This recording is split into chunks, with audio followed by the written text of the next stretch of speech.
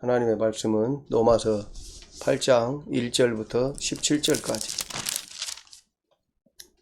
로마서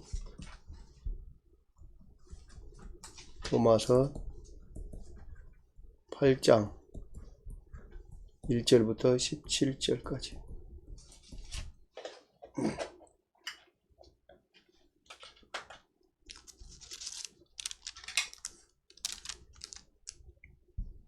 한 절씩 교독하겠습니다. 제가 먼저 읽겠습니다. 로마서 8장 1절부터 17절까지. 그러므로 이제 그리스도 예수 안에 있는 자에게는 결코 정죄함이 없나니 이는 그리스도 예수 안에 있는 생명의 성령의 법이 죄와 사망의 법에서 너를 해방하였습니다. 율법이 육신으로 말미암아 연약하여 할 수 없는 그것을 하나님은 하시나니 곧 죄로 말미암아 자기 아들을 죄 있는 육신의 모양으로 보내어 육신의 죄를 정하사 육신을 따르지 않고 그 영을 따라 행하는 우리에게 율법의 요구가 이루어지게 하려 하심이니라. 육신을 따르는 자는 육신의 일을, 영을 따르는 자는 영의 일을 생각하나니 육신의 생각은 사망이요 영의 생각은 생명과 평안이니라. 육신의 생각은 하나님과 원수가 되나니 이는 하나님의 법에 굴복하지 아니할 뿐 아니라 할 수도 없음이라. 육신에 있는 자들은 하나님을 기쁘시게 할 수 없느니라. 만일 너희 속에 하나님의 영이 거하시면 너희가 육신에 있지 아니하고 영에 있나니 누구든지 그리스도의 영이 없으면 그리스도의 사람이 아니라. 또 그리스도께서 너희 안에 계시면 몸은 죄로 말미암아 죽은 것이나 영은 의로 말미암아 살아있는 것이니라.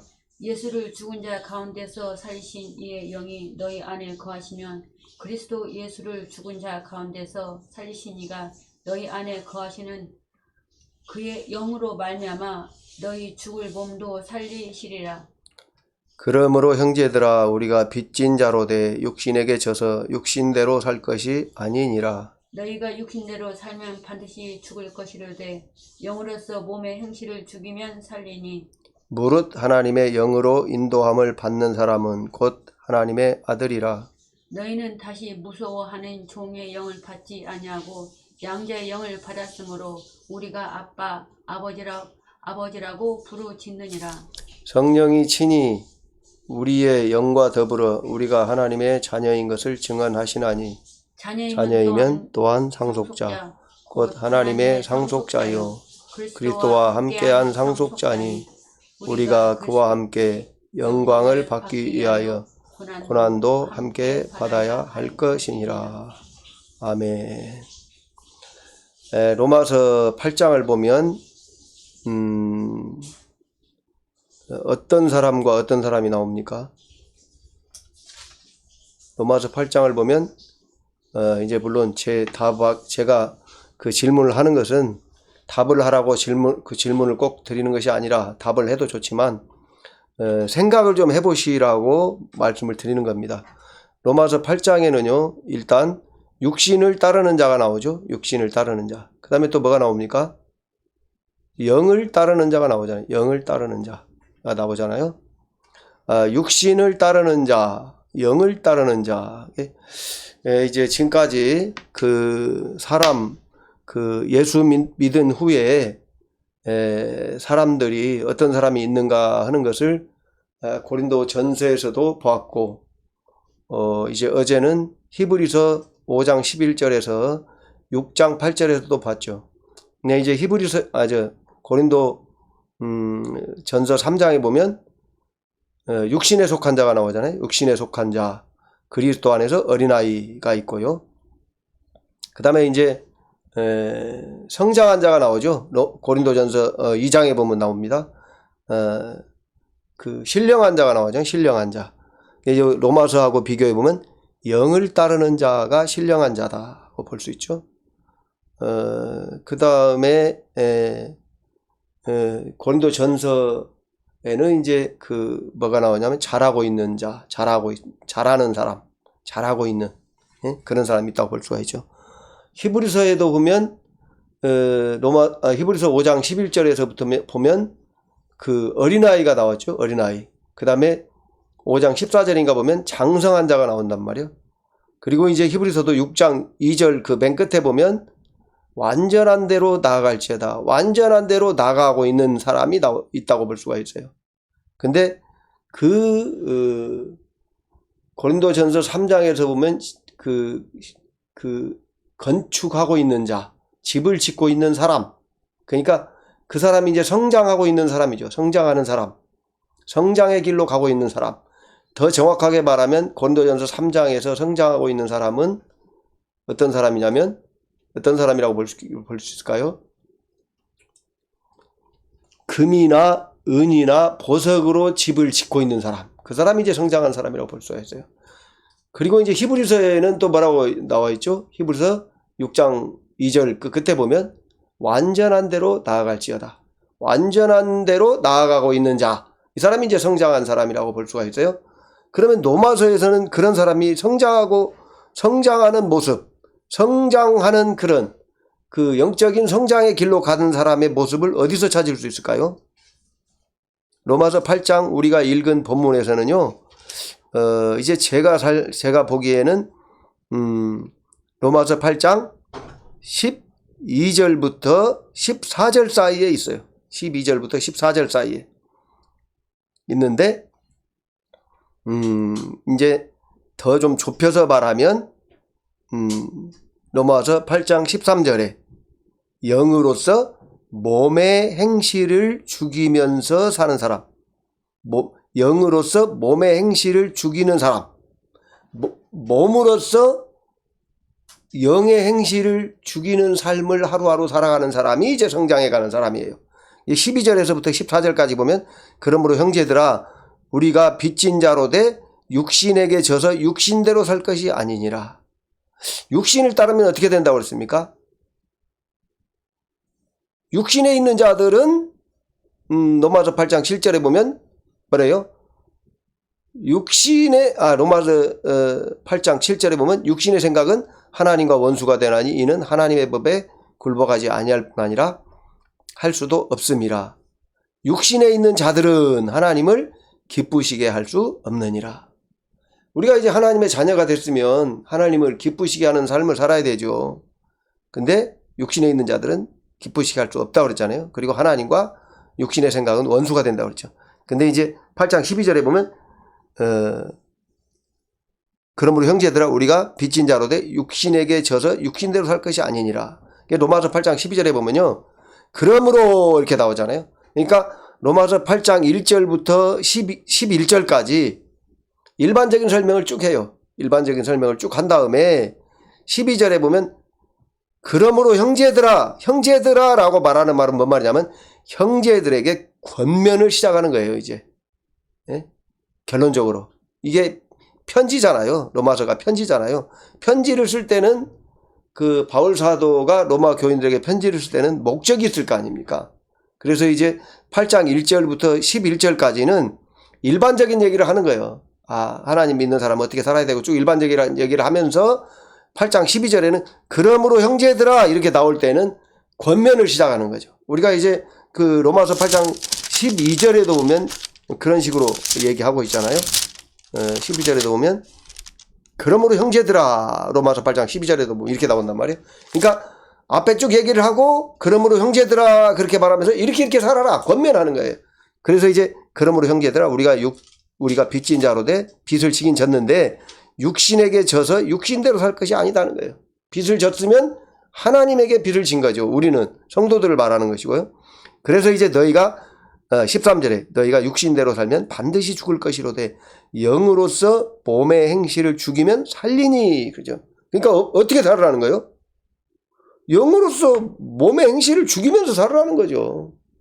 그리고 이제 어제 그 히브리서 우리가 이제 히브리서 5장 11절에서 6장 8절까지가 비교해서 우리가 거기서 그 고린도전서 3장에서 바울 사도가 권면하는 것보다 히브리서 기자가 히브리서를 쓰신 분이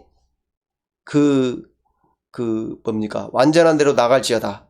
성장하는 삶을 살으라고 하는 데에 대해서 권면한 것이 훨씬 더 강력하다고 말씀드렸잖아요. 강력하다고 말씀드렸죠.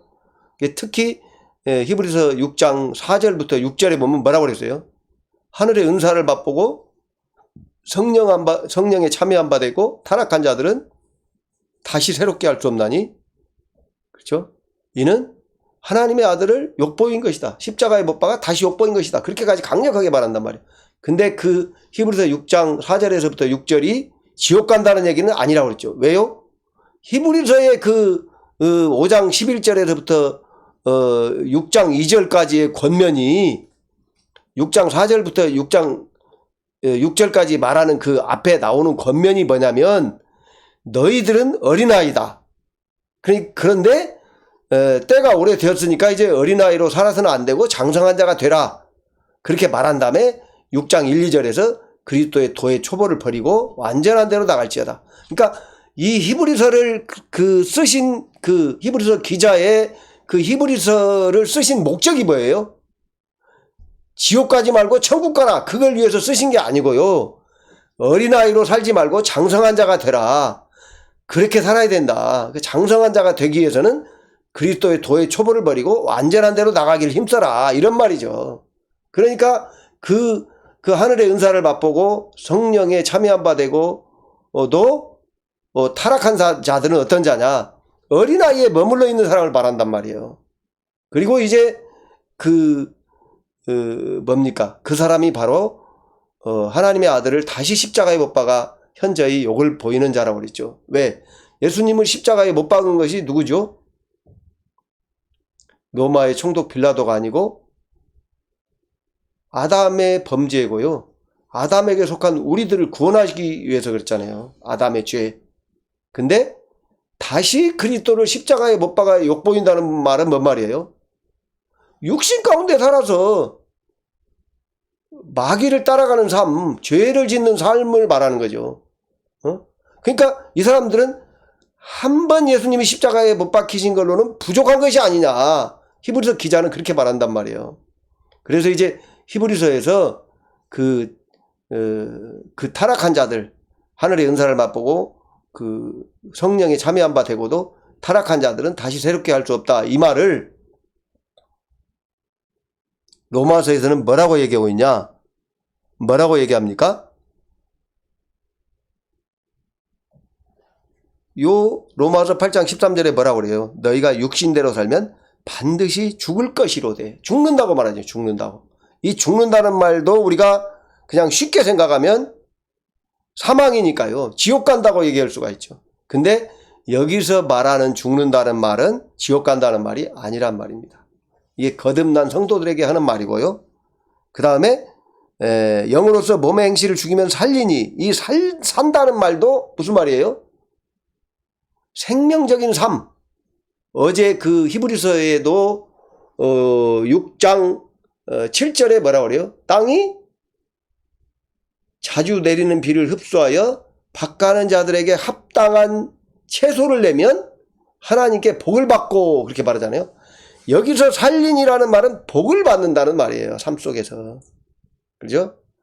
또 우리가 로마서 1장을 한번 보겠습니다. 로마서 1장을 한번 보세요. 로마서 1장을 보면 뭐라고 얘기를 하냐면,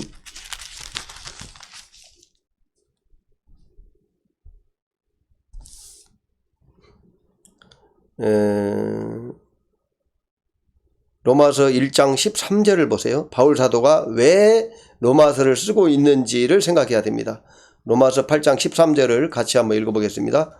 형제들아, 내가 여러 번 너희에게 가고자 한 것을 너희가 모르기를 원하지 아니하노니, 이는 너희 중에서도 다른 이방인 중에서와 같이 열매를 맺게 하려 함이로되 지금까지 길이 막혔도다. 예. 또 11절을 보세요. 11절을 보면 같이 읽어보겠습니다. 내가 너희 보기를 간절히 원하는 것은 어떤 신령한 은사를 너희에게 나누어 주어 너희를 견고하게 하려 함이니. 11절에 견고하게 하려 한다는 거, 11절에 견고하게 한다는 말이나 13절의 그 끝털이 너희 중에서도 다른 이방인 중에서와 같이 열매를 맺게 하려 함이로다. 열매를 맺게 하려 한다는 말이나 견고하게 하려 한다는 말이나 같은 의미입니다. 그렇죠? 그러니까 뭔 말이냐면 바울 사도가 형제들에게 너희가 구원받게 하려고 너희 보기를 원했고 그런 게 아니고 견고하게 하려고 한다는 거예요. 아직 어린아이라는 거죠. 견고한 것은 장성한 자죠. 근데 견고하지 않으니까 견고하게 하려고 하는 거잖아요. 그러니까 어린아이란 말이에요. 아직은 미숙하다는 의미가 들어있잖아요. 그죠? 그리고 열매를 맺게 하려 한다고 하니까 열매를 못 맺는다는 거잖아요. 그렇죠? 그러니까 열매를 맺게 하려면 어떻게 해야 돼요? 자라고 성숙해야 열매 맺는 거죠. 나무 봄에 심어놓고 바로 그 해에 열매 맺습니까? 아니죠. 자라야 된다는 걸 말하는 거죠.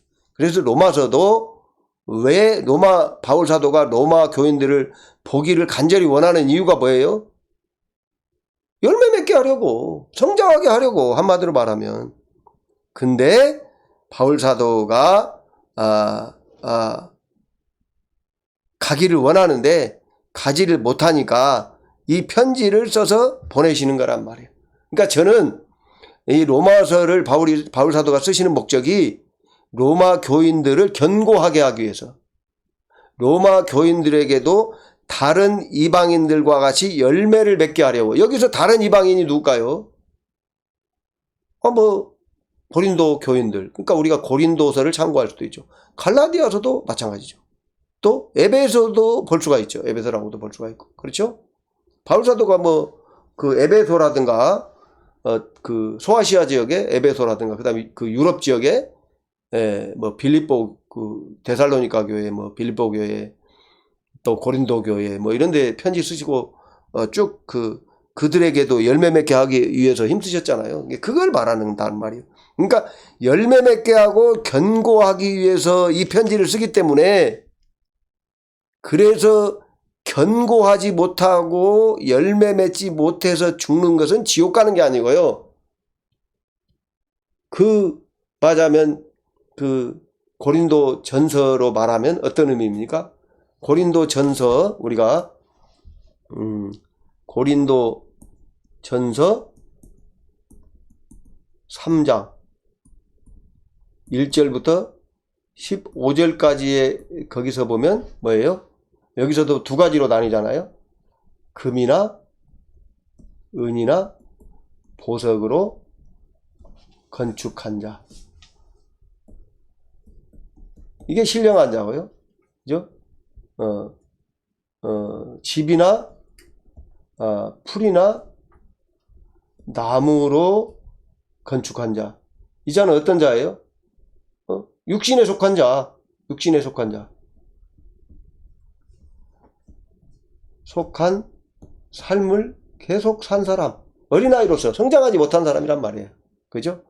이제 히브리서 우리가 히브리서 5장 11절에서부터 6장 8절에서 보았던 것처럼 여기서는 뭐라고 얘기합니까?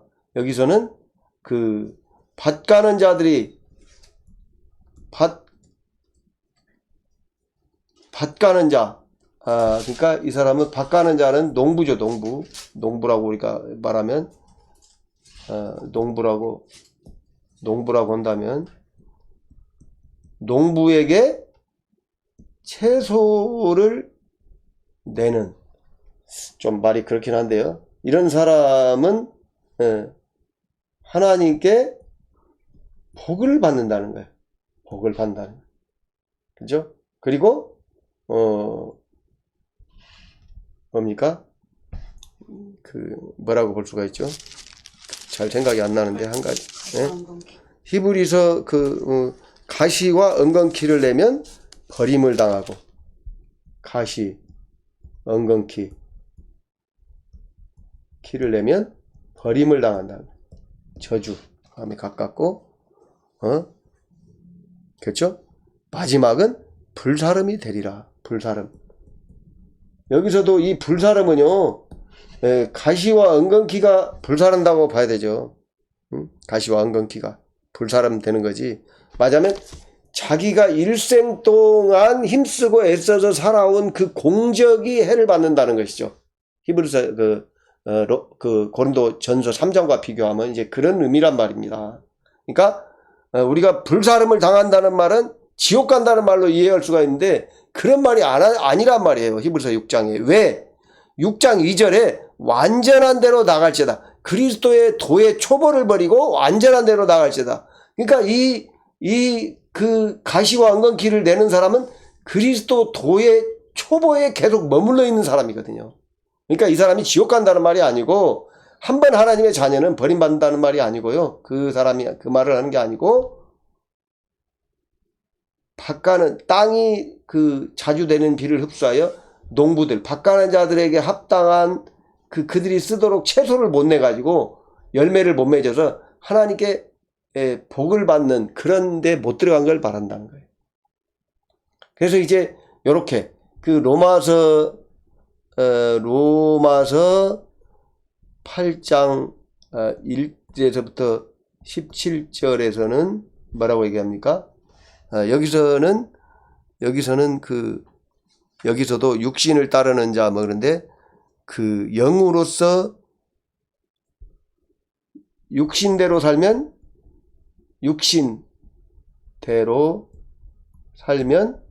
어떻게 돼요? 로마서 8장 13절 말합니다. 반드시 죽을 것이로되.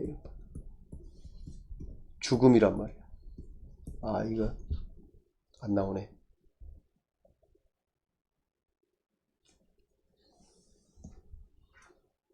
이렇게 하면은 안 나오죠. 육신대로 살면 어때요? 반드시 죽음이죠. 또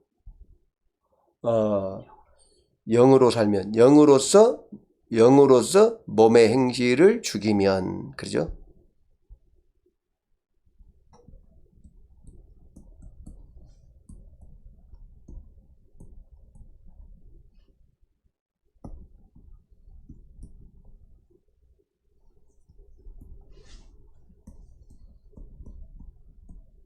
영으로서 몸의 행실을 죽이면 어떻게 돼요? 살리니.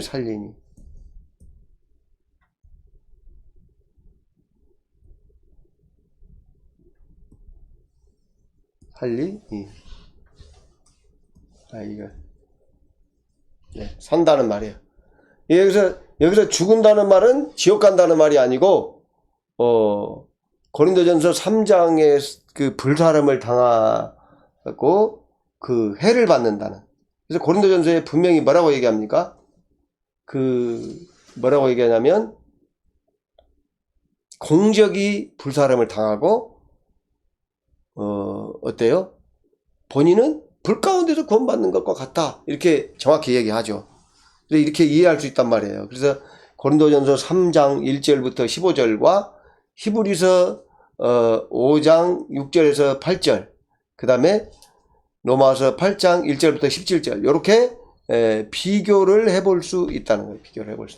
그런데 우리가 고린도전서 3장 1절부터 15절보다 히브리서 5장 11절에서부터 6장 8절이 굉장히 뭐라고 할까요? 강력한 경고입니다. 그리고 로마서 8장 1절부터 17절도요. 요 내용도 고린도전서 3장보다는 굉장히 강력해요. 굉장히 좀 뭐랄까요?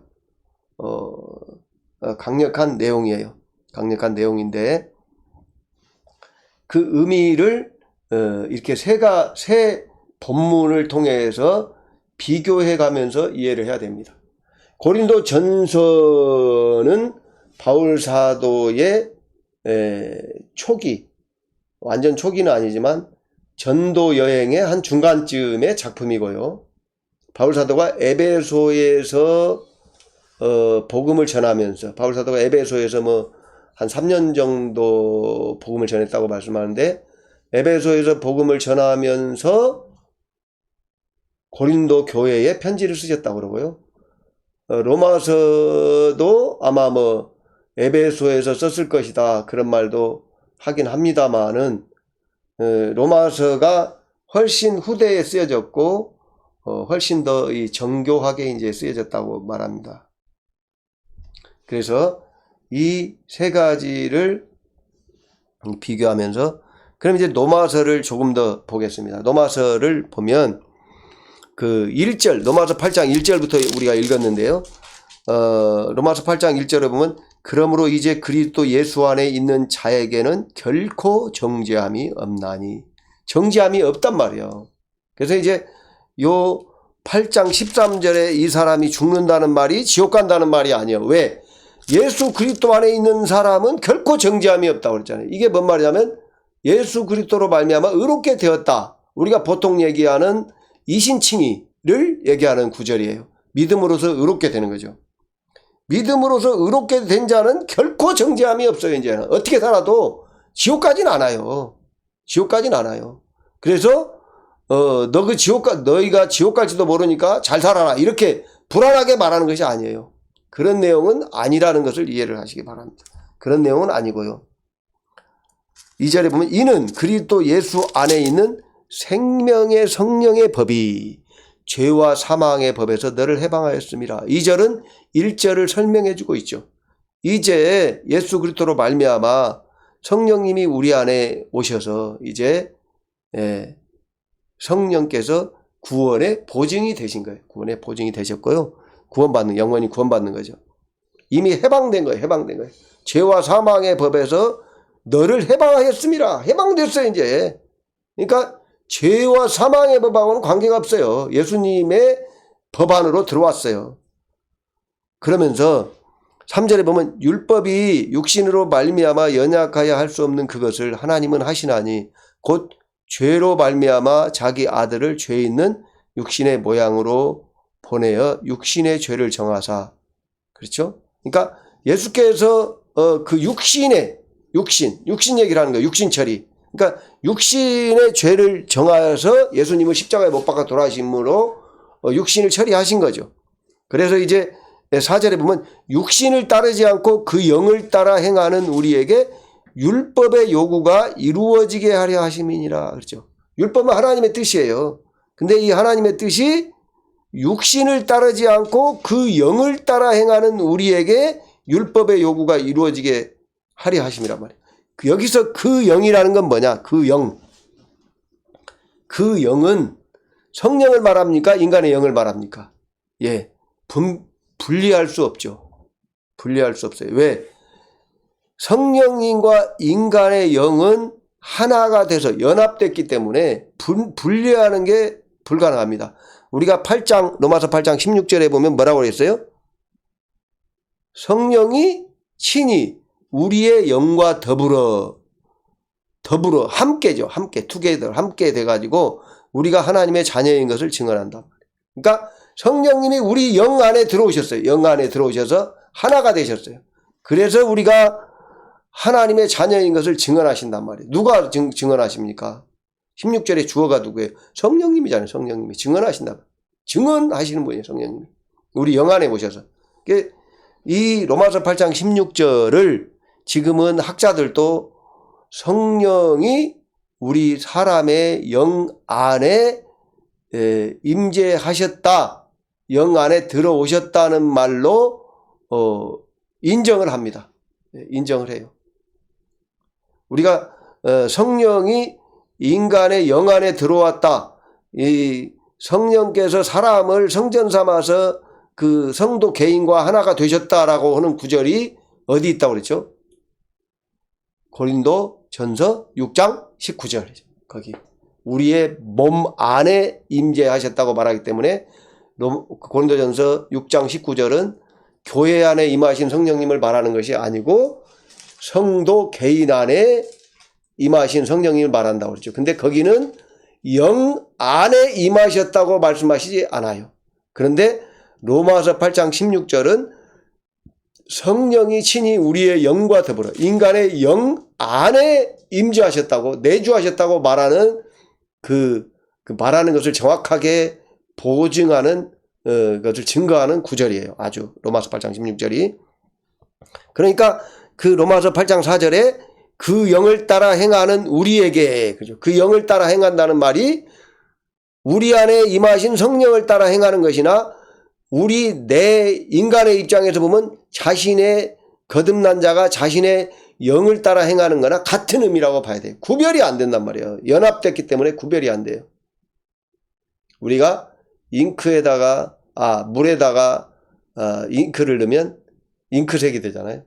그럼 분별할 수 없죠. 물론 이거는요, 한계가 있는 게 뭐냐면 그 물을 다 증발을 시키면 잉크만 남아요. 그래서 이거는 적당한 예는 아니지만 어쨌든 잉크를 물에다 잉크방울을 떨어뜨리면 잉크색이 되지 않습니까? 그러면 순간에 어떻게 물과 잉크를 구분해서 본다는 것은 불가능하잖아요. 뭐 이렇게 우리가 이해할 수 있는 거죠. 예를 들어서 이해를 하는 거지 정확한 의미는 아닙니다만은 성령님은 그렇게 구분할 수가 없어요. 이제 누구를 뭐 증발시키거나 뭐 인간의 영이 죽어가지고 그 구원받은 자가 지옥 가고 그런 일이 없으니까요. 이제 영원히 이제 함께 가는 거예요. 영원히 함께 가는. 그래서 로마서 8장 3, 4절이 우리가 어떻게 하나님의 뜻을 순종하여 살 수 있는지를 보여주는 내용이에요. 그러니까 율법을 육신으로는 행할 수 없다는 거죠. 8장 3절에 율법이 육신으로 말미암아 연약하여 할 수 없는 그것을, 인간은 율법을 순종할 수가 없어요. 왜? 육신이 연약하기 때문에 육신은 할 수 없어요. 그런데 할 수 있죠. 누가? 육신을 따르지 않고 그 영을 따라 행하는 우리에게. 누가요? 하나님의 자녀된 자가, 하나님의 자녀된 자만이 성령을 따라 행할 수 있으니까요. 그래서 육신을 따르지 않고 그 영을 따라 행하는 우리에게 율법의 요구가 이루어지게 하려 한다. 우리가 보통 바울 사도께서 그 하나님의 나라에 대해서 많이 말하지 않는다. 예수님의 사복음서에는 하나님의 나라가 중심 주제인데 이 바울 사도는 하나님의 나라에 대해서 많이 말하지 않는다라고 말합니다. 그런데 우리가 대표적으로 로마서 14장 17절에 보면 하나님의 나라는, 그러죠? 하나님의 나라는 먹는 것과 마시는 것이 아니요 오직 성령 안에 있는 의와 평강과 희락이라. 하나님의 나라 말한단 말이에요. 그런데 왜 로마서 8장에서는 하나님의 나라에서 말하지 않는가? 예수께서 이 땅에 계실 때의 복음서에 기록된 예수께서 제자들에게 가르치시고 예수님이 가르칠 때에는 하나님의 나라에 대해서 많이 말했어요. 그때는 객관적으로 이 땅에 임하는 하나님의 나라에 대해서 말씀하시기 때문이죠. 그런데 바울 사도가 말하는 하나님의 나라는 어떤 거죠? 바울 사도가 말하는 하나님의 나라는요, 개인 안에 성도 각 사람 안에 이루어지는 하나님의 나라에 대해서 말하고 있단 말이에요. 성도 안에 이루어지는 하나님의 나라. 그죠? 그렇기 때문에 바울 사도가 예수님처럼 하나님의 나라라는 말을 많이 사용하지 않아요. 그렇다고 해서 바울 사도가 하나님의 나라를 말씀하시지 않는 것이 아니에요. 그러니까 바울 사도는 개인 안에 이루어지는 하나님의 나라에 대해서 말씀하셨단 말이에요. 자, 개인 안에 하나님의 나라가 어떻게 이루어집니까? 이게 사람이라면 처음에 성령께서 그 사람 안에 임하실 때 이렇게 성령님이 들어오신단 말이에요. 성령님이 이렇게 예수님의 십자가를 통해서 이렇게 임재하시죠. 그럴 때 이 성령이 임하시는 곳이 어디라고 그랬어요? 영이라고 했죠. 인간의 영. 요게 어떤 영, 여기서 근거 구절이 뭐라고 그랬어요? 로마서 8장 16절이라고 했죠. 성령이 우리 안에 들어오시죠. 이거를 또 참고로 고린도전서를 고전이라고 이렇게 요약해 쓰는지 아시죠? 6장 19절에 보면 인간의 몸이 성전이다 이렇게 말하고 있단 말이에요. 그러니까 성령이 인간의 영 안에 내주하시면 우리가 이제 어떤 구별이 생기냐면 육신과의 구별이 생겨요. 육신. 그래서 영을 따라 행하는 것과 육신을 따라 행하는 것에 구별이 생겨요. 누구에게 구별이 생깁니까? 성도에게는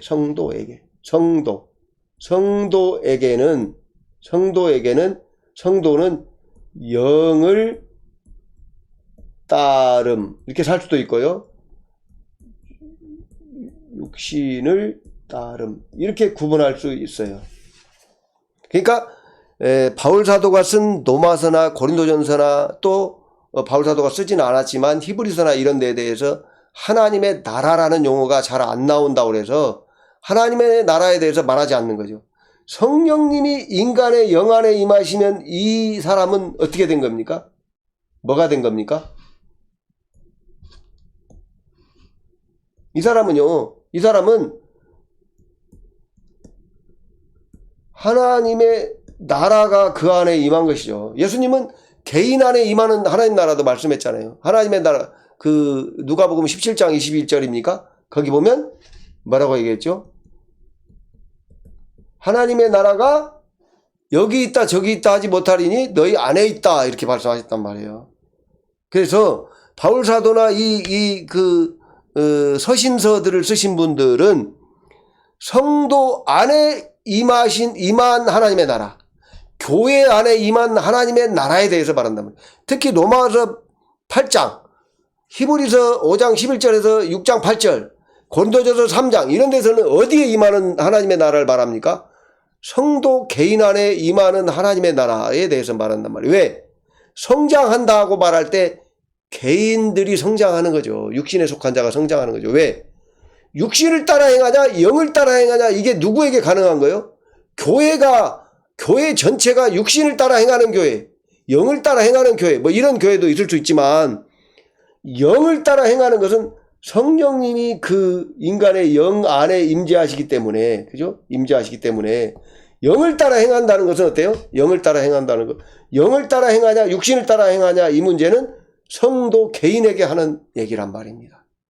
그래서 이 서신들을 쓰신 분들은 하나님의 나라를 말하지 않은 게 아니고 예수님 당시에는 전 우주적으로 임한 하나님의 나라, 객관적인 구속사, 객관적인 모든 인간들의 구원, 아담에서부터 예수님 재림 때까지 모든 인간들의 구원에 대해서 말씀하셨기 때문에 이 땅에 이루어지는 하나님의 나라에 대해서 얘기한 거예요.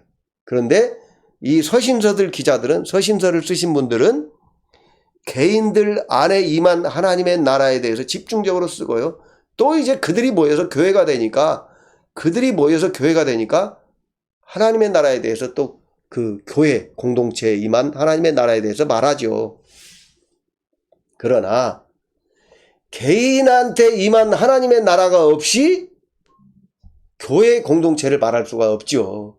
그렇기 때문에 특히 이제 어떤 학자는 고든피라는 학자는 개인 안에 성령이 임하는 것이 공동체 교회 안에 성령이 임하는 것보다 먼저다라고 말하긴 합니다.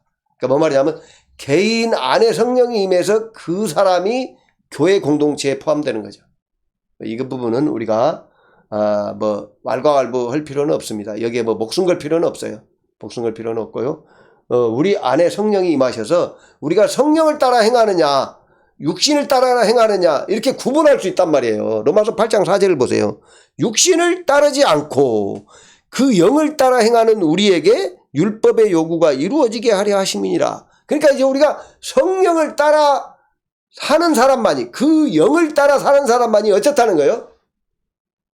십계명을 순종하면서 살 수 있다 이 말이에요. 십계명을 순종하여 살 수 있다 이 말이에요. 우리가 교회에서 십계명을 순종해야 된다고 그렇게 말하잖아요.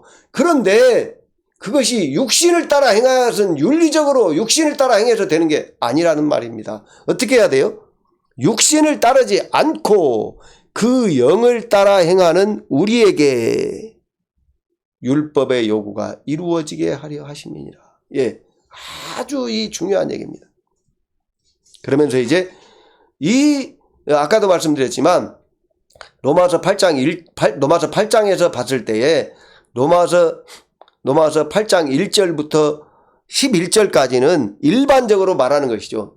모든 사람들, 로마 교인들뿐만 아니라 누구든지 다 똑같아요. 누구든지 다 똑같이 그렇게 된다는 거예요. 그런데 이제 로마서 8장 12절에는 특별히 로마 교인들에게 말한다는 거죠. 로마 교인들. 왜? 그러므로 형제들아 하니까요. 형제들아. 형제들이 누구요? 예수 믿는 사람들을 바울 사도가 다 형제라고 말하지만 로마서에서는 누가 형제일까요? 로마서를 받는 분들, 로마서를 받아서 읽을 분들, 로마 교회라고 말할 수 있죠. 로마 교회들에게 형제들아 우리가 빚진 자로 돼 육신에게 져서 육신대로 살 것이 아니니 너희가 육신대로 살면 반드시 죽을 것이로되. 로마서 8장 4절하고 같은 내용이라고 볼 수 있어요. 육신을 따르지 않고. 왜 육신을 따르지 말라는 거예요? 죽으니까요. 반드시 죽으니까. 반드시 죽는다. 반드시 죽는다. 영으로서 몸의 행실을 죽이면 살리니. 그러니까 뭔 말이에요? 그 영을 따라 행하라는 말하고 같은 말이죠. 영으로서 몸의 행실을 죽이라는 거예요. 자, 우리가 뭐라고 얘기할까요? 이 로마서 8장 13절에 대한 그 책이요. 제가 갖고 있는 것이 2권 있어요. 내 안에 죄 죽이기가 한 권 있고요. 그 다음에 몸의 행실 죽이기라는 책이 있어요. 이 책 2권이 로마서 8장 13절에 대한 내용을 쓴 것입니다. 로마서 8장 13절에 대한 주석이죠. 로마서 8장 13절에 대한 가르침이에요. 그렇게 이 로마서 8장 13절이 지금 이 내 안에 죄 죽이기라는 책은 존 오웬이라는 분이 쓰신 책인데요. 이것은 16세기인가 1600년도인가 제가 알기는 1300년도에 존 오웬이라는 분이 쓰신 것 같아요. 1300년도. 이제 물론 몸의 행실 죽이기라는 책은 이제 제주도에서 목회하시는 목사님인데요. 그렇게 오래되지는 않았어요. 그런데 아까 말씀드린 것처럼 내 안에 죄 죽이기라는 책은 1300년인지 1600년인지 제가 확인해 봐야 알겠습니다만은 1600년이라고 할지라도 지금으로부터 300년, 400년 전에 쓰신 책이란 말이에요. 그러니까 우리가 이 로마서 8장 13절이 굉장히 중요하게 취급되어져 왔다는 것은 기정의 사실이죠. 그런데도 이 로마서 8장 13절 육신대로 살지 않고 영으로서 몸의 행실을 죽이면서 사는 삶에 대해서 그렇게 교회에 잘 알려져 있지 않아요. 알려져 있지 않다는 말은 어떻게 이해해야 될까요? 구체적으로 영으로서 몸의 행실을 죽이는 삶, 또 로마서 8장 4절에 근거하는 그 영을 따라 행하는 삶에 대해서 잘 알려져 있지 않단 말이에요. 우리가 잘 알지 못해요. 저도 이제 개인적으로 고등학교 때부터 그 길을 알려고 엄청나게 몸부림을 치고 제가 참 개인적으로 수도원에도 갔다 오기도 했지만 그 길을 찾지 못하고 많은 세월을 낭비했다고 그럴까요? 어찌됐든 오랜 시간 이제 했습니다만은 14절에 보세요. 8장 14절에 보면 무릇 하나님의 영으로 인도함을 받는 사람은 곧 하나님의 아들이다. 아니 거듭나면 하나님의 아들이잖아요. 우리가 요한복음 1장 14절에 보면 뭐예요? 영접하는 자, 곧 그 이름을 믿는 자들에게는 하나님의 자녀가 되는 권세를 주셨다고 말했잖아요. 그런데 여기는 또 무릇 하나님의 영으로 인도함을, 하나님의 영은 성령님이죠. 하나님의 영으로 인도함을 받는 사람은 곧 하나님의 아들이라. 근데 성령님은 지금 어디에 계십니까? 오순절 이후에 성도들 안에 계시잖아요. 성도들 안에 계시잖아요. 예수 그리스도는 하늘에 계시지만, 그리고 또 오순절 이후에 교회 안에 계신다면 성령께서 개인 안에 내주하시고요. 그들이 모였을 때에 교회가 되고 거기에 성령이 임재하신다는 말이에요.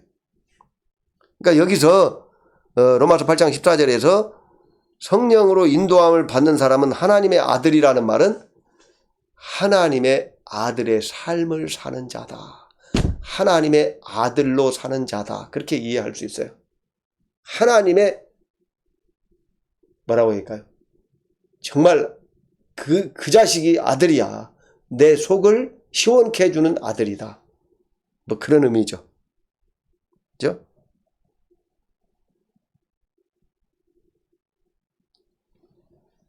우리가 이제 더 말씀드리지는 않겠습니다만은 이렇게 오늘 잠깐 이게 말씀드렸는데 지금까지 우리가 아까도 쭉 말씀드렸지만 뭡니까? 고린도전서 3장 우리가 쭉 그동안에 봤지 않습니까? 고린도전서 3장 또 히브리서 고린도전서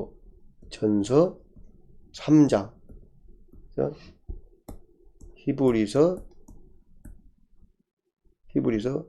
5장 11절에서부터 6장 8절 로마서 8장 로마서 놈이라고 썼네요. 우리가 약자를 쓰다 보니까 로마서 앞으로 약자를 쓰겠습니다만은 로마서 8장 1절부터 17절 이 세 본문을 비교하면서 이해하는 게 필요하단 말이에요. 왜요? 뭐라고 얘기할 수 있겠습니까? 용어가 다르단 말이에요. 용어가 고린도 전서에서는 나무나 풀이나 집으로 금이나 은이나 보석으로 집을 지은 자 뭐 이렇게 말한단 말이에요. 근데 히브리서에서는 뭐라고 얘기한다요? 그리스도의 초보를 버리고 완전한 대로 나갈지어다 이렇게 말한단 말이에요. 완전한 대로 나갈지어다.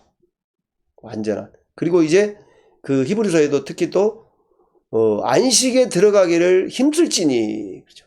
우리가 히브리서 3장 4장에 보면 안식에 대한 얘기를 하는데 안식에 들어가기를 힘쓸지니 고린도전서 10장에서 12장에 보면 성도들에게 고난이 있는데 예수님도 고난을 통해서 완전하게 되셨고 성도들에게도 고난이 있다고 그러죠. 고난이 있는데 우리의 유익을 위해서 하나님께서 우리에게 징계를 하시고 채찍질을 하신다고 얘기를 해요. 그러니까 훈련이라고. 징계. 히브리서에서 징계라는 말은 원어로 정확히 번역하면 교육이라는 말이죠. 교육, 가르침. 교육. 양육하는 거죠. 가르쳐서 양육하는 거. 교육이란 말이죠. 그리고 로마서에서는 뭐라고 얘기합니까? 육신대로 살면 반드시 죽을 것이다. 그렇죠? 영으로서 몸의 행실을 죽이면 산다. 이렇게 말한다.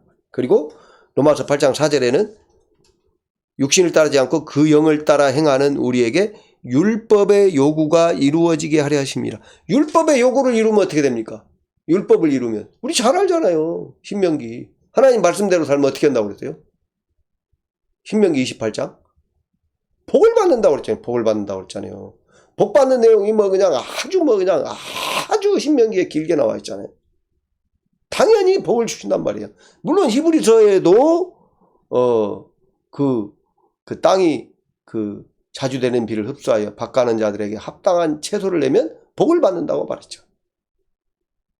고린도전서 3장에도 금이나 은이나 보석으로 집을 지어서 그 사람들은 어떻게 되는 거예요? 그 사람들도 어떻게 됩니까? 어떻게 된다고 그랬습니까? 잘 생각이 안 나는데.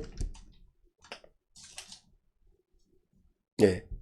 고린도전서 3장 14절에도 만일 누구든지 그 위에 세운 공적이 그대로 있으면 불시험이 있을 때 그대로 있으면 상을 받는다고 말해요. 상을 받고. 로마서에는 살리니 그렇죠. 그리고 또 뭐라고 나오죠? 로마서 8장 17절을 보세요.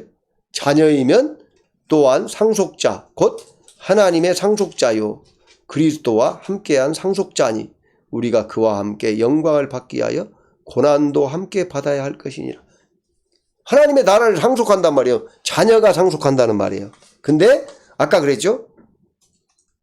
14절에 무릇 하나님의 영으로 인도함을 받는 사람은 곧 하나님의 아들이다. 하나님의 자녀다는 거예요. 인도함을 받는 사람이, 성령을 따라 행하는 사람이, 그 사람이 17절에 하나님의 나라를 상속한다는 거예요. 하나님의 상속자란 말이에요. 그러면 육신대로 산 사람은 어쨌다는 거예요? 하나님 나라를 상속받지 못한다는 말이잖아요. 그러니까 뭔 말이에요? 하나님 나라 가서 고린도전서 3장에 말한 대로 나무나 풀이나 집으로 지은 사람은 불 가운데서 받은 구원과 같다고 그랬잖아요. 불 가운데서 구원받으면 뭐가 남을까요? 아무것도 안 남죠. 불 가운데서 구원받으면 몸뚱이만 남는 거지 뭐가 남습니까? 그죠? 우리가 이제 교회에서 부끄러운 구원이다 그런 얘기 많이 들었잖아요. 로마서 8장에서도 누가 상속받는다는 거예요. 예. 영으로서 몸의 행실을 죽이면서 산 자.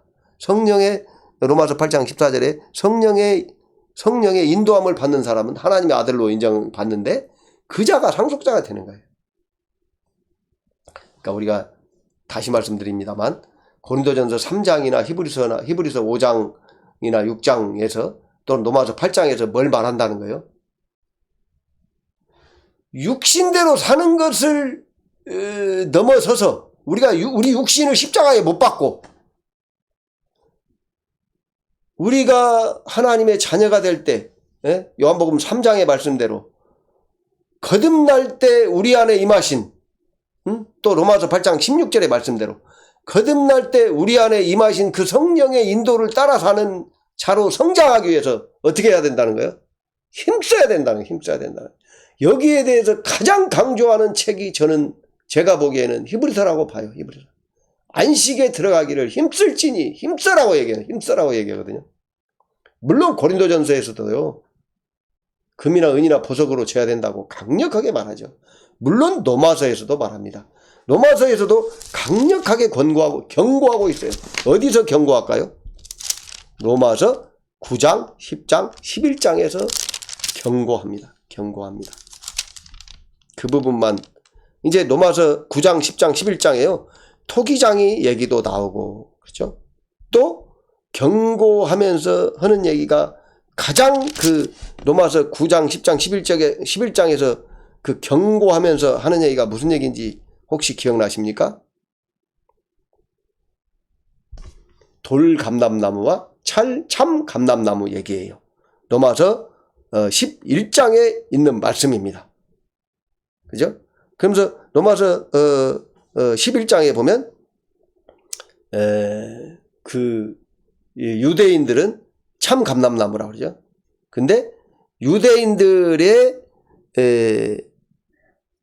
일부가 꺾이고 하나님에게 접붙은 그 참 감람나무가 일부가 꺾이고 이방인들이 접이 붙었다는 거예요. 그래서 그 하나님이 참 감람나무도 아끼지 않고 잘라내시는데 돌감람나무인 너희를 아끼시겠느냐? 바울사도가 이렇게 말해요.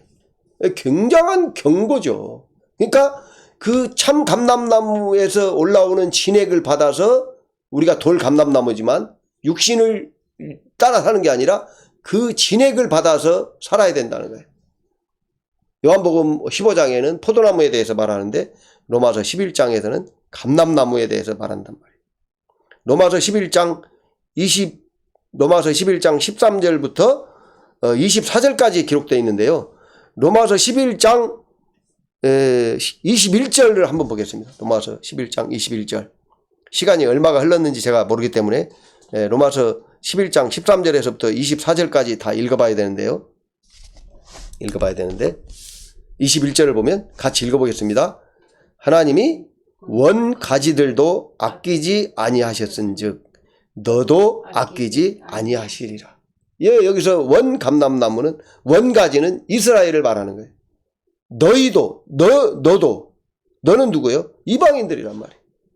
로마서 9장, 10장, 11장이 이스라엘과 언약 백성, 신해산 언약 백성 이스라엘과 이방인들, 우리의 예수 믿는 사람들의 구원의 관계에 대해서 말하고 있다고 말하기도 하고요. 유대인들의 최후에 받을 구원에 대해서 말하고 있다고도 하기도 합니다. 여러 가지 얘기를 합니다. 9장에서 11장. 로마서 9장에서 11장이 말하는 내용이 뭐냐에 대해서 의견들이 분분합니다. 근데 저는 로마서 9장부터 11장이 바울 사도가 로마서 1장에서 8장까지 가르친 내용을, 그 내용이 뭡니까? 성장해서 성령의 인도를 따라서 살아서 율법의 요구를 이루어라, 이런 얘기죠. 너희가 구원받았으면 끝이 아니고 구원받은 자로서 합당하게 살기 위해서 이제 영으로서 몸의 행실을 죽이는 삶을 살아라. 죽이는 삶을 살아라. 그러면서 또 로마서 8장에 뭐라고 그래요? 유명한 구절이 있죠. 로마서 8장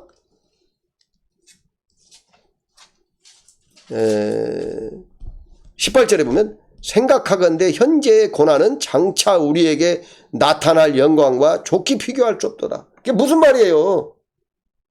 고난을 받더라도 어떻게 살아라는 거예요?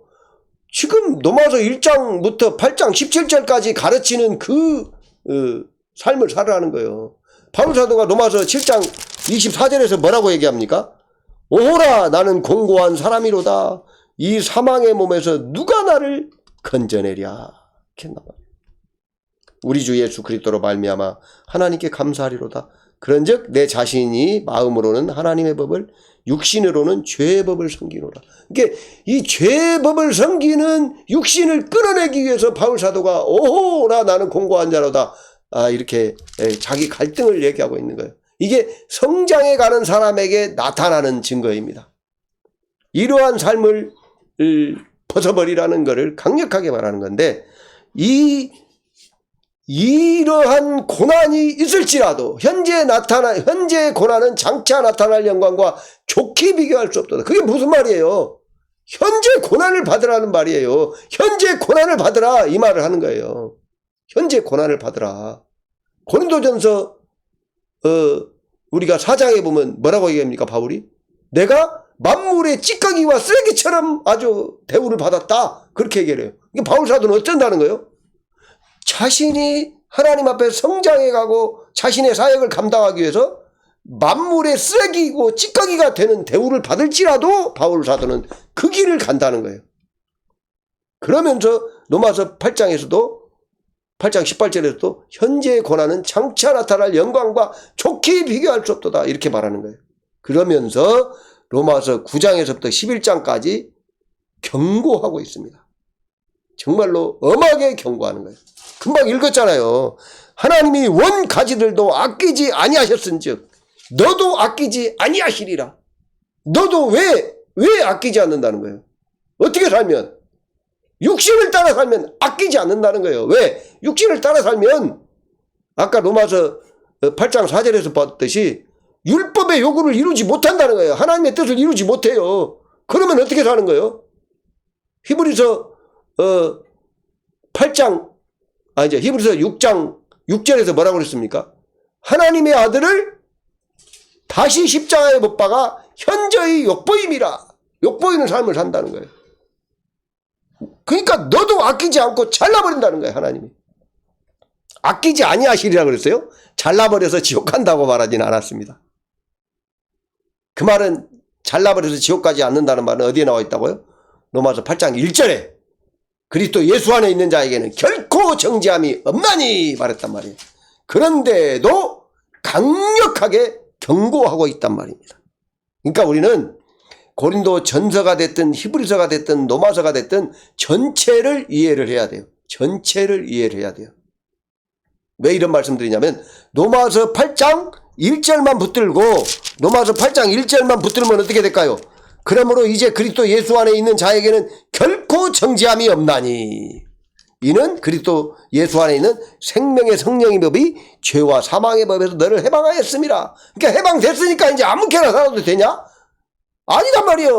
그러니까 로마서 8장 1, 2절만 붙들면 그렇게 볼 수 있단 말이에요. 근데 그게 아니단 말이에요. 그러니까 로마서 전체를 이해하기 위해서 몸부림을 쳐야 됩니다. 로마서 전체를 이해하면 현재의 고난은 장차 나타날 영광과 좋게 비교할 수 없다. 고난의 길을 가라고 바울 사도가 얘기를 하는 거예요. 그러면서 로마서 9장부터 11장까지는 강력하게 경고합니다. 경고라고 해야 될까요? 뭐라고 해야 될까요? 하여튼 이거는 권면은 아니에요. 권면은 젠작 지났고요. 강력하게 경고하는 거예요. 네? 너도 아끼지 아니하시리라. 원 가지들도 아끼지 아니할 거예요. 너도 아끼지 아니하시리라. 정말 어떻게 보면요. 두려운 얘기를 하는 거예요. 두려운 얘기를 하는 거예요. 왜요?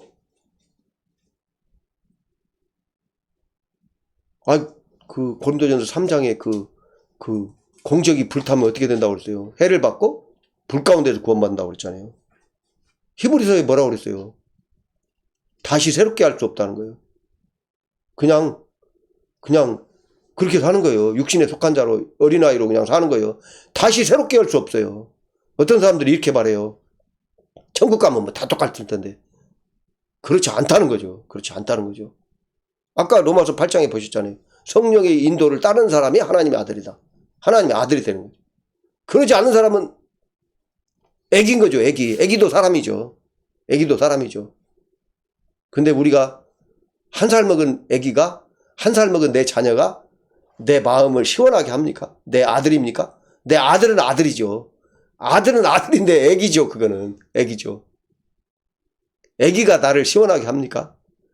내 자녀가 한 살짜리만 한 10,000명 있다 그러면 어떻게 될까요? 못 살겠죠. 못 살아. 근데 내가 20세에서 30세 아들이 한 10,000명 있으면 어떨까요? 엄청나게 부자겠죠. 네. 말할 수 없는 힘이 될 거 아닙니까? 네. 하나님도 어떤 자녀들을 원하시느냐 하는 거예요. 그리고 예수께서 십자가에 죽으실 때에 우리가 천국 가기 위해서만 구원한 게 아니라 하나님과 교제하면서 사는 성령의 인도를 따라 사는 자들을 위해서 구원하셨다는 걸 우리가 이해를 해야 됩니다. 그거를 알아야 된다. 이게 바울 사도가 고린도 전서를 통해서도 로마서를 통해서도 강력하게 권고하고 있고요. 히브리서 저자도 강력하게 권고합니다. 앞으로 보겠습니다만은 베드로 사도께서도 베드로 전서에도 강력하게 얘기합니다. 신령한 전으로 건축될지어다. 강력하게 경고해요. 우리는 이러한 경고들을 알아야 돼요. 고린도 전서나 히브리서나 로마서나 전체를 이해를 하셔야 돼요. 우리가 로마서 그러면 로마서에서는 뭘 말하고 있어? 1장부터 16장까지. 고린도 전서 1장부터 16장까지 뭘 말하고 있어? 히브리서 1장부터 13장입니까? 13장까지 뭔 내용을 쭉 말하고 있다. 1장, 2장, 3장, 4장 어떤 내용을 말하고 있다. 전체를 쭉 이해를 할 수 있어야 돼요. 왜요? 그래야 어떠한 삶을 살아야 되는지를 알 수 있단 말이에요. 부분만 알면 안 돼요. 그러면 아까 말씀드렸지만 부분만 알면 로마서 8장 1, 2절만 붙들고 이제 결코 정죄함이 있어. 이제 해방됐어. 그러니까 자유야. 근데 그 자유를 가지고 어때요? 방탕하면 안 된다. 히브리서에. 타락한 자들은 그 자유를 가지고 방탕하면 안 된다는 거예요. 이제 자유니까 이제 뭐 술 마시고 이제 띵까띵까 노래 부르고 놀자 이게 아니란 말이에요. 타락한 자들은 다시 새롭게 할 수 없단 말이에요. 그렇다고 해서 하나님이 우리에게 십자가를 지우는 것은 아닙니다. 성령이 우리 안에 오셔서 우리에게 주신 십자가를 성령께서 감당해 주시는 거예요. 그 성령님을 의지해서 그래서 성령을 따라 행하는 자가 율법의 요구를 이룬다고 로마서 8장 4절에 얘기하고 있는 것이죠.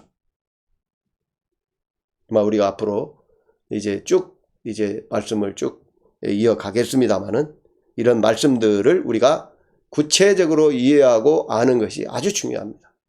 그래야 우리가 어떻게 살아야 되는지가 이제 결정적으로 이해가 될 수 있고요.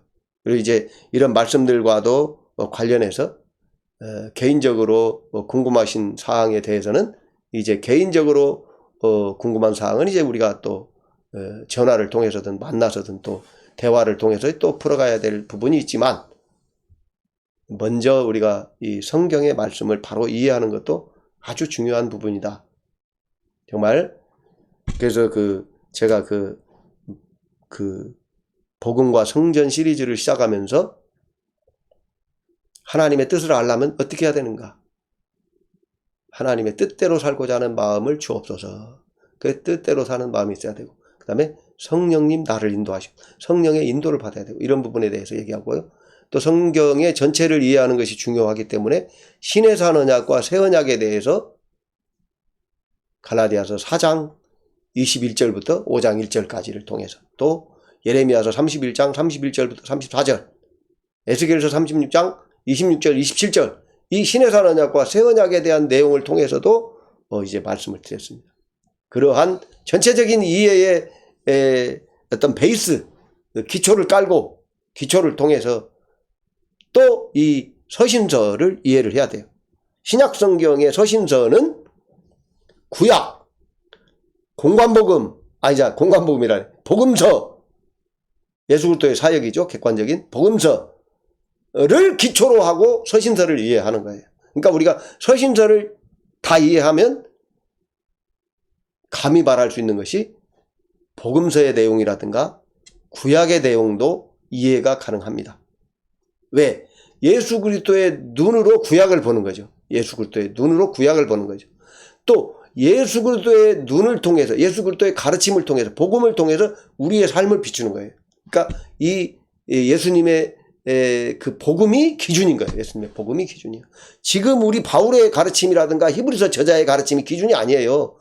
예수님의 복음이 기준이고, 예수님의 복음을 통해서 구약을 보고, 예수님의 복음을 통해서 우리의 현재 삶을 가르치는 서신서들을 보고, 이렇게 봐야 됩니다.